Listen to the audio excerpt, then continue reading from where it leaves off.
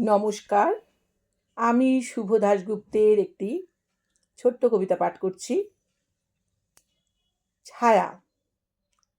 স্কুলের ছুটি, রাস্তায় ভিড়, গলিতে ছায়া ছায়া, ২-১ মিনিট বুক ধড়ফড়, দুটো একটা কথা, চকিতে চিঠি দেওয়া, চকিতে চিঠি নেওয়া।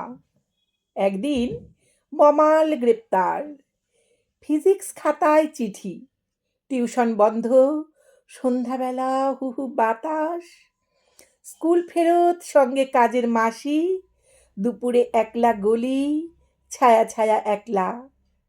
পুজো এলো গেল, বর্ষা শরৎ এলো গেল, শীতে হঠাৎই মুখে মুখে কানে কানে কানাকানি জানাজানি, ঘন শীতে প্রীতি লজে আলোর রোশনাই, সানাই রজনীগন্ধা, টাটা কোয়ালিস থেকে ঝলমলে বর, মাথায় টোপর।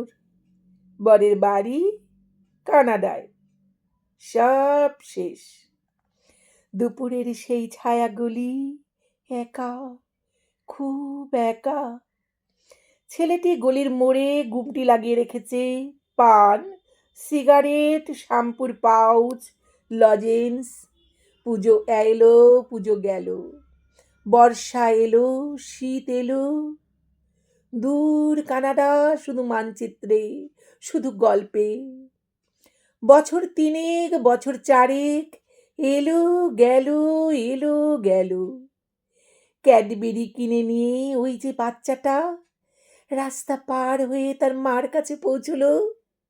ছেলেটি দেখল মাটিকে, কানাডার রং ঝলমল, চেনা মুখ, অচেনা আদল।